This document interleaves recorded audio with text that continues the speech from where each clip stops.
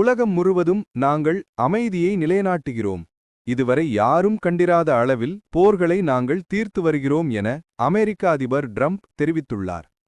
அமெரிக்க அதிபராக ட்ரம்ப் பொறுப்பேற்ற நாளிலிருந்து போர்களை நிறுத்தி அமைதியை நிலைநாட்டுவதாக பலமுறை கூறி வருகிறார். அவர் அமைதிக்கான நோபல் பரிசு தர வேண்டும் என வெளிப்படையாக கேட்டிருந்தார்.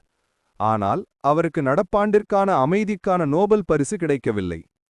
இருந்தாலும் அவர் போர்களை நிறுத்தியதாக கூறுவதை திரும்ப திரும்ப கூறி வருகிறார். இந்த சூழலில் வாஷிங்டனில் அமெரிக்காவின் உதவியுடன் காங்கோ மற்றும் ருவாண்டா நாடுகளுக்கிடையே ஒரு அமைதி ஒப்பந்தம் கையெழுத்தானது. பிறகு அமெரிக்க அதிபர் ட்ரம்ப் காங்கோ மற்றும் ருவாண்டா அரசுகளை பாராட்டினார். அப்போது அதிபர் ட்ரம்ப் கூறியதாவது: இது ஆப்பிரிக்காவிற்கு ஒரு சிறந்த நாள், உலகிற்கு ஒரு சிறந்த நாள்.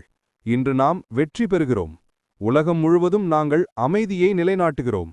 இதுவரை யாரும் கண்டிராத அளவில் போர்களை நாங்கள் தீர்த்து வருகிறோம். இதுவரை 8 போர்களை தீர்த்துவிட்டேன். மேலும் இன்னொரு போரை தீர்க்க முயற்சி நடக்கிறது. அது ரஷ்யா உக்ரைன் போர். அந்த போர் முடிவுக்கு வந்தால் நாங்கள் இறுதியில் அங்கு செல்வோம். போரில் ஏராளமான வீரர்கள் கொல்லப்பட்டனர். அதை நிறுத்த வேண்டும். அதனை நிறுத்த நாங்கள் மிகவும் கடினமாக உழைத்து வருகிறோம்.